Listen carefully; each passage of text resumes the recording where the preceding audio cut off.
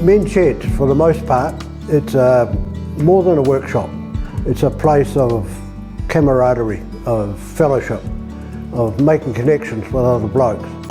Yeah, this place is beautiful, brother. Look, get to hang out with all these experts and learn off them, you know. It's good for the mind, good for the spirit. The workshop part of it itself is just part of the physical activity of what goes on in the Mens Shed, because at the core of Mens Sheds is men's health and well-being, and that's what we're really about. We're part of a global thing with Mens Sheds. It's not just in here. It started in Australia over 30 years ago and spread the world.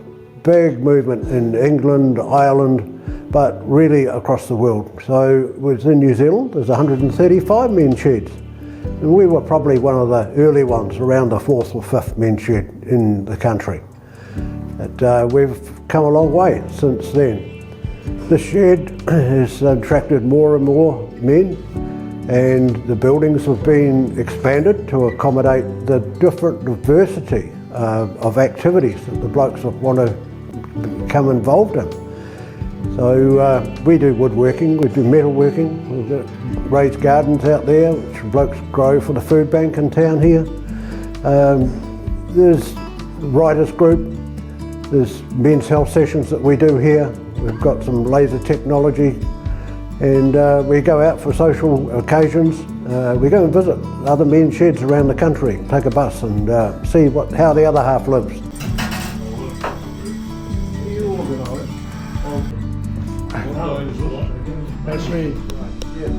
Initially I used to come down just for a cup of tea and a yarn and gradually moved into my area, which is engineering. If I wasn't here, I don't know what I'd be doing. It's the camaraderie, meeting other blokes, swapping ideas, just being busy. If I wasn't doing that, I'd probably be getting into mischief. And it's one of these places where you get to meet people who've got things on their mind and we can discuss in general. Basically a lot of sporting things we talk about, and also a load of rubbish. But it's very important to be dealing with people. It's a good therapy. I'm Pete Sorensen. I've just moved up from Wellington to Masterton. I didn't know anyone up here, so I joined the Mens Shed to meet people, and I find they're a great bunch of people and very helpful. So I'm a retired farmer, and when I shifted into town about 14 years ago, I looked at something else to do. I was interested in wood turning and things like that. I had lots of machinery, but the advantage of coming here was that they had bigger machines that I could use. What got me interested in the Mens Shed, is my wife used to drive past here often, and she'd come home and she'd say to me, "That Mens Shed looks quite interesting. Why don't you go down?" And one day I popped in and I spoke to the Mens Shed coordinator, John Bush, had a chat to him and thought, now this is a real great place. And I found that people came along, they'd lost their partners, some had had strokes, some were suffering from dementia, and there was so much you could do for them here that made their lives so much better. I've been involved in Mens Shed for 20 odd years, and the best thing it can do, it gives you a chance to speak to guys, enjoy yourself. If you don't want to be doing something, just sit and talk. And you get a lot of good conversation. But the main thing is I enjoy doing things, helping the community. And I've been in a few Mens Sheds, but they're all the same. They're there for you to enjoy yourself, talk to the guys, get involved in the community.